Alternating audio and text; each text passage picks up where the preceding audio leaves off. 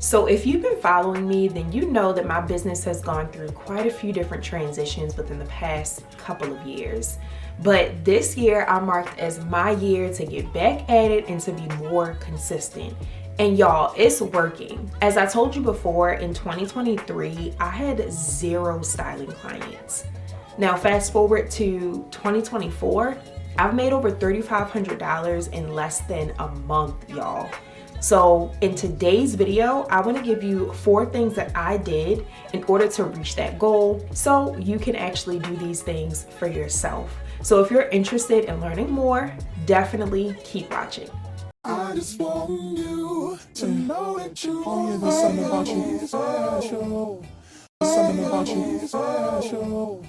I just want you to know that you are there's something about you special. Something about you special. Hey stylists, welcome back to another video. So I know it's been some time. It's been some time and I've been watching y'all's comments, y'all's posts about my latest video about virtual styling. I think I released that video late last year. I'm lying. I think the summer of 2023. And it has been my last video since. So I really am excited to be back to really give y'all an update on what's been happening in my business, in my life, and to also talk to you about the 4 things that I did to make over $3,500 in my business in less than a month, y'all. So if this is your first time tuning in, hey, my name is Kristen Johnson. I'm the CEO and founder of Project Style University, where I help first-generation personal stylists really transform their style hustle into a thriving business. So y'all, PSU turned 4 this past January, and it's definitely been an interesting journey. When I first launched PSU in 2020, I hit the ground running. I was having virtual workshops every month. I was going live pretty much every week and really just going in with all the content and the ideas and all the strategies and everything that was coming to me.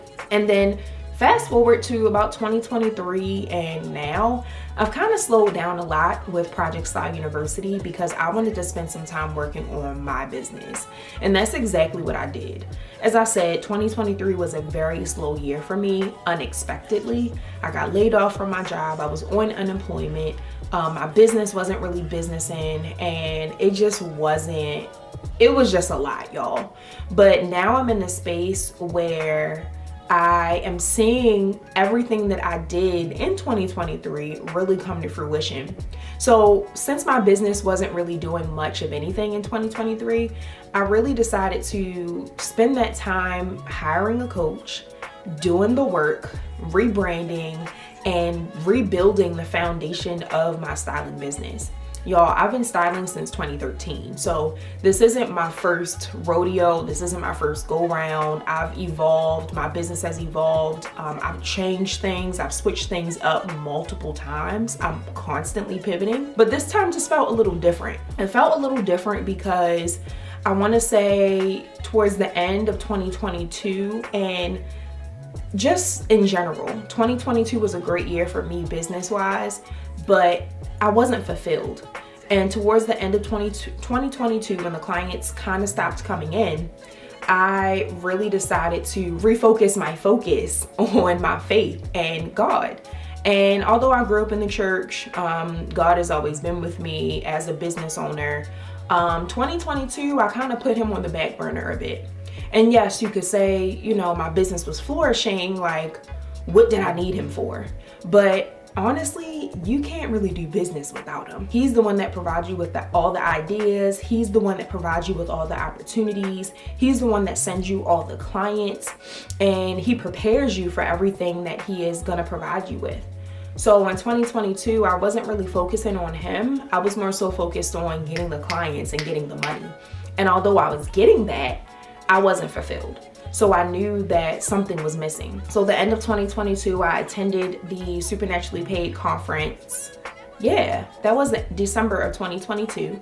And I ended up joining Increase 365. I talked about all of this in my January testimonial video. So if you have not watched that video, definitely make sure you tune in and you'll get the context behind everything.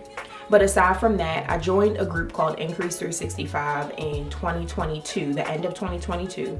And throughout 2023, I was all up in the group, connecting with the women, receiving the messages, attending the Zoom calls, and just surrounding myself with Christian entrepreneurs and Christian women who were professionals who just enjoy like spending time with God, getting direction from Him, and just seeing His favor all throughout their lives.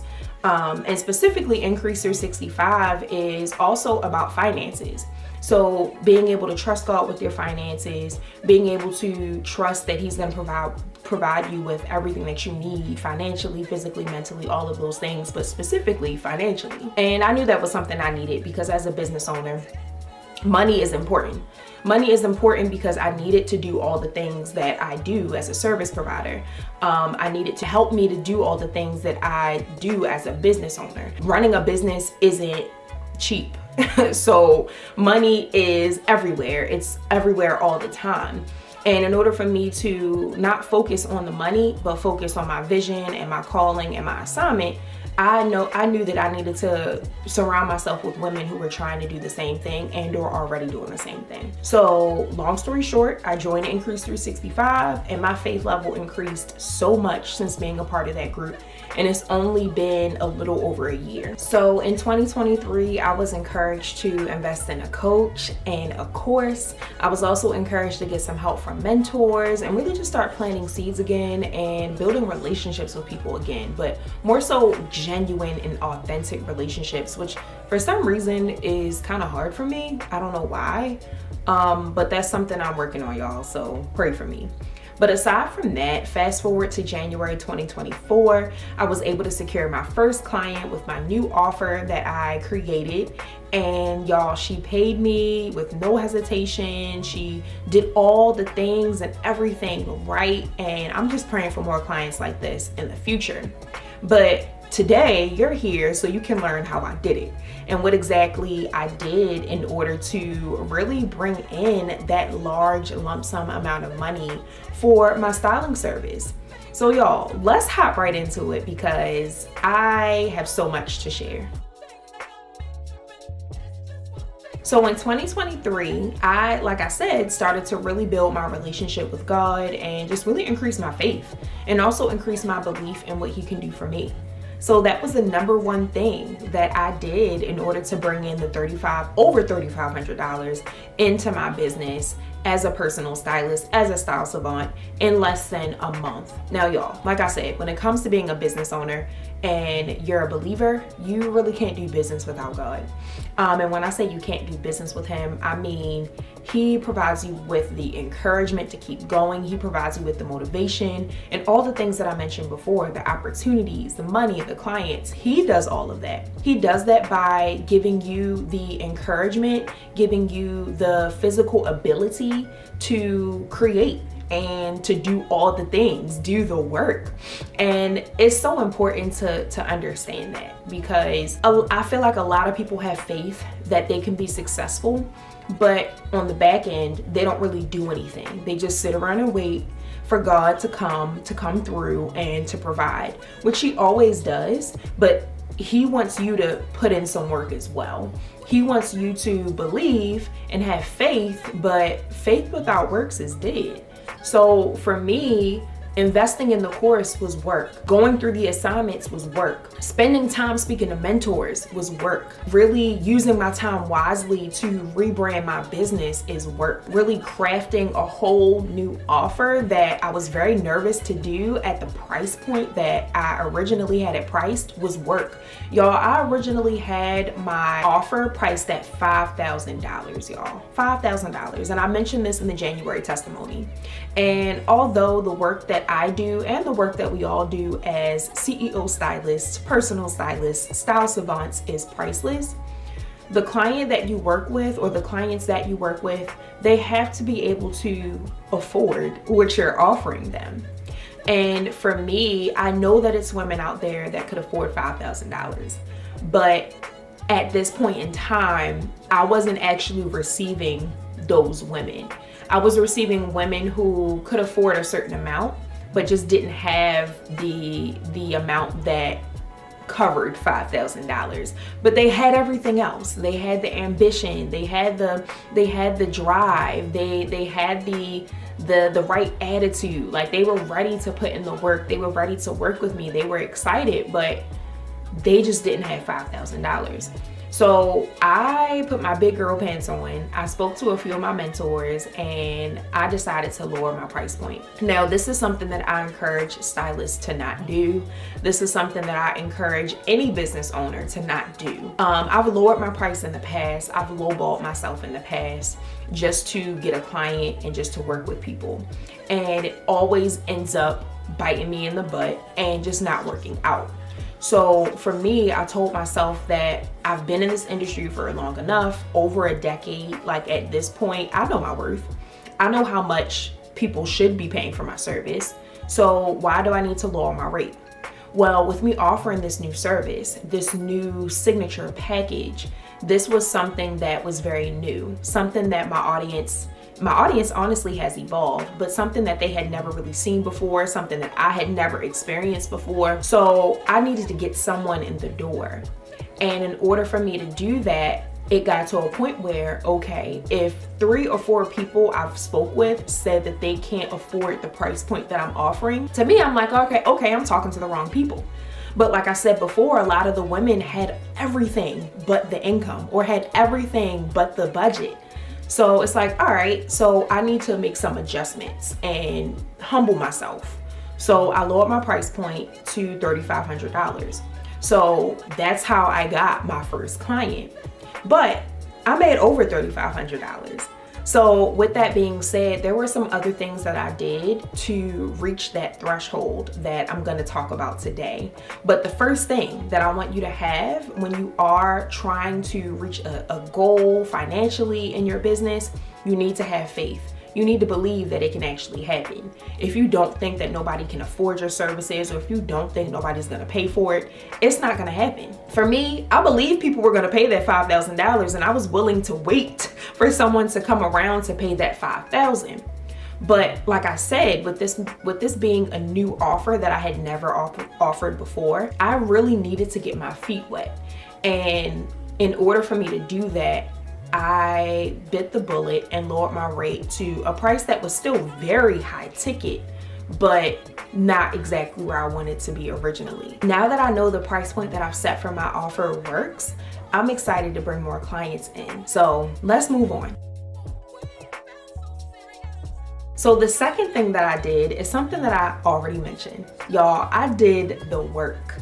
Like I said, I mean, doing the work, I feel like, is another big piece of this whole process and what allowed me to actually reach that goal.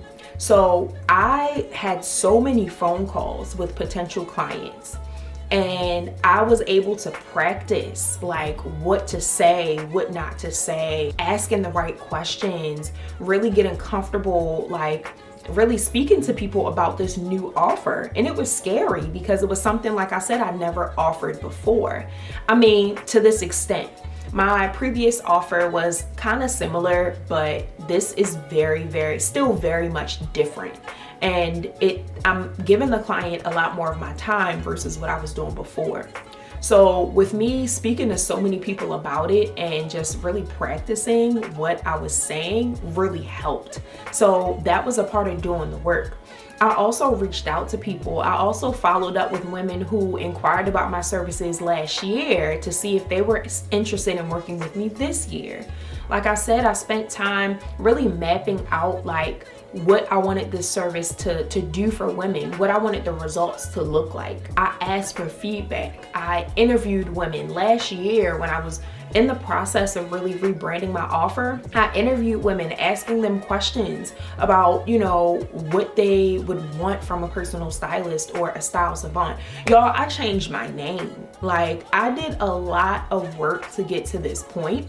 And I feel like a lot of entrepreneurs and business owners, they're missing that part. Like, we all want the financial success. We all want to be successful service providers and business owners, but a lot of us aren't willing to put in the work for that.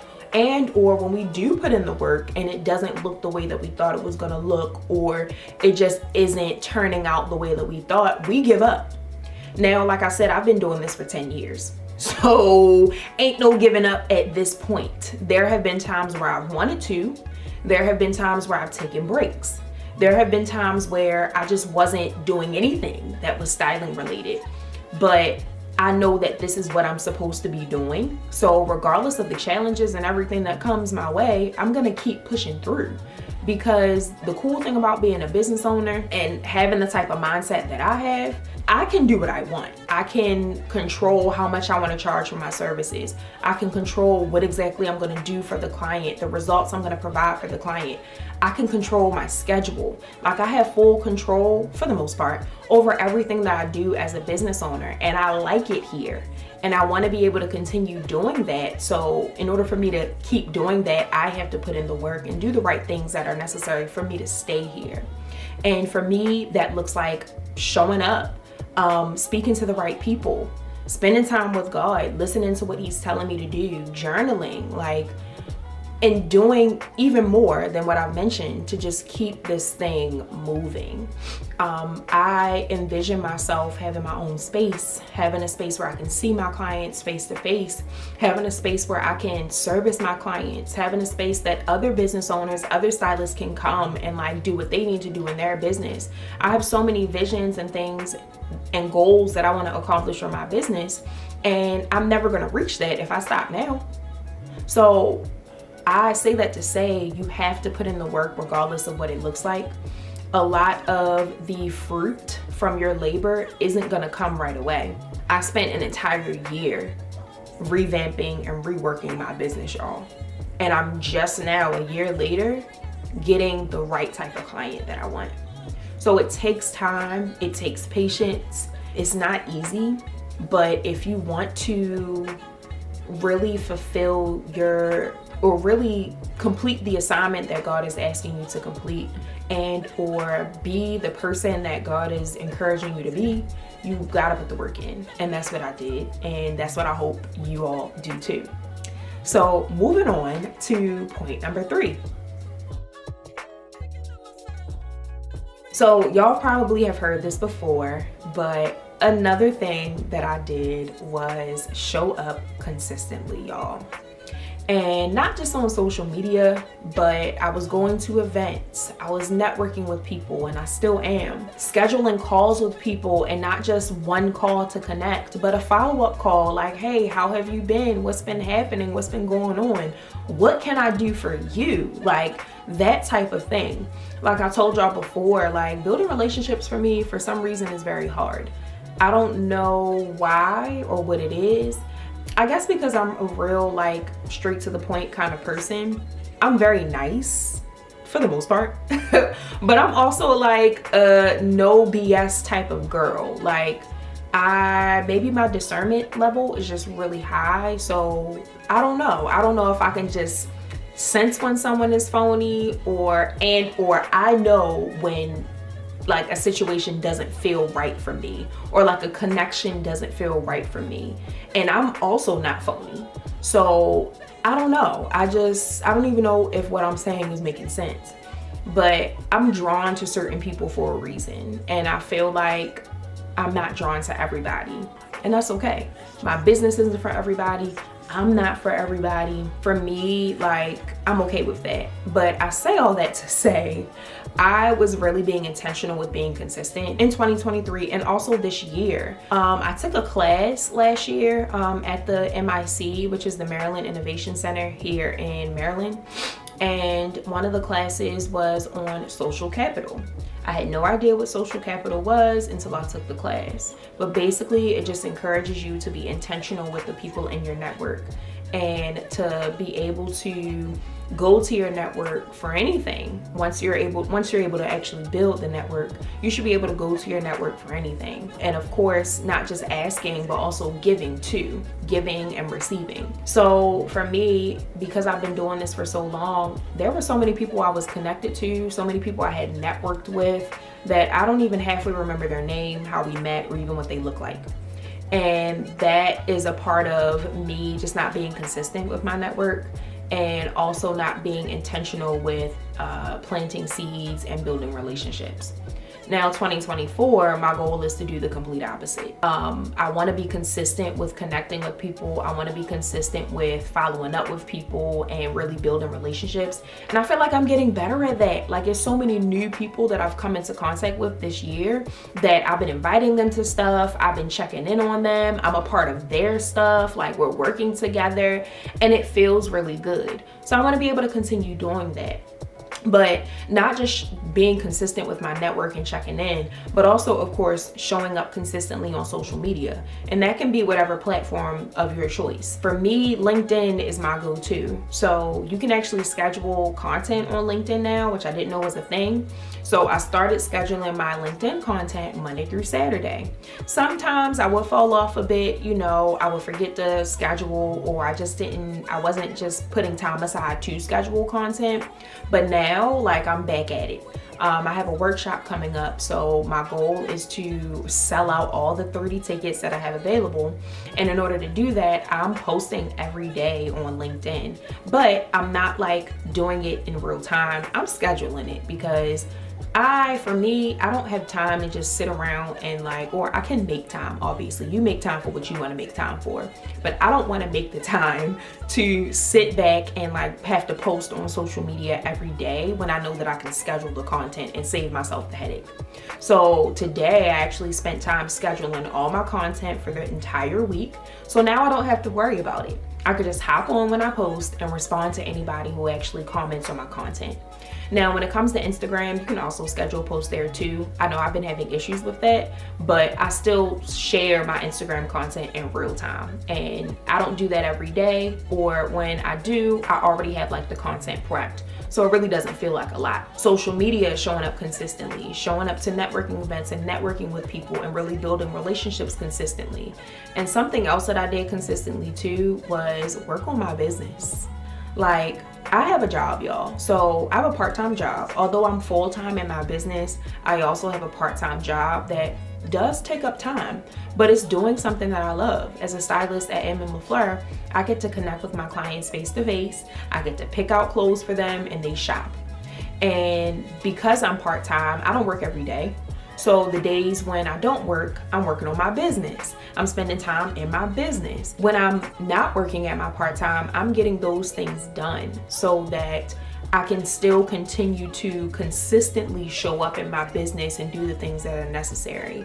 And that could look like scheduling the content. That can look like creating content. That could look like scheduling emails, creating YouTube videos like this, and really being consistent with creating and putting myself out there so that people know that I exist. So I know a lot of you may be full-time business owners. Some of you may be full-time 9-to-5ers. But if you're a full-time 9-to-5er, you have to make sure you set aside time to work in your business. If you're a full-time business owner, you have to make sure that you're intentional, set aside time to work in your business. And when I say work in your business, I mean actually, well, it's two ways, because people say work in your business and then work on your business. So maybe it could be, I'm referring to the working on your business. So that means actually doing the things, the administrative work that needs to be done in your business. Now working in your business is actually servicing your clients or doing, what it is that you do as a stylist. I think I got it right. Correct me if I'm wrong in the comments, but hopefully that made sense. But you have to be intentional with really putting in the work for your business and being consistent. All of these points really just flow together. Having faith, being a believer, believing in yourself, believing in God to provide for you, putting in the work, because faith without works is dead, and also being consistent with the work that you're putting in and all the other things that you need to be consistent with in your business specifically.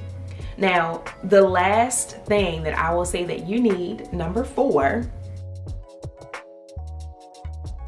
is strategy, y'all. So I really didn't understand what creating a strategy even looked like when I first started my business, and everybody was saying it you need strategy, you need strategy, you need strategy. And I'm like, well, how do I have strategy if I don't know if it's going to work or not?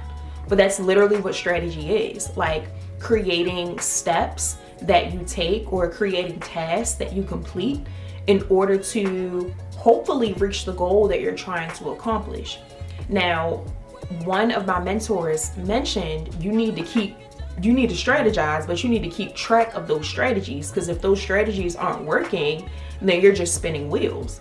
So I created an Excel, well, he actually sent me an Excel sheet, my mentor, one of my mentors, and I use it. I haven't actually checked in with it recently, but basically I wrote down all the things, I forgot what he called them, but tasks that I do to either bring business into my business or allows people to see me on social media or in person. So for example, some of the tasks that I put on that Excel sheet were attending networking events, doing coffee chats, virtual and in person, posting on social media, IG and YouTube and LinkedIn, reaching out to people. Like, those are just some of the tasks that I had on the Excel sheet, and I set weekly goals for myself. So it's about 4 weeks in a month, sometimes 5, depending on, how it plays out. So each week I would set goals to, do those tasks for a certain amount of times. So for example, I was posting on YouTube twice a week, uploading video content twice a week. And I know it got to a point where I fell off, but having those set tasks every week really helped me to stay consistent, because every time I would upload a new video, I would make sure that I would check it off on the Excel sheet to make sure that I was reaching my weekly goals. So y'all really, when you come up with a strategy, you really have to be very detailed with the strategy, and you also have to do it enough in order to give it an opportunity to work.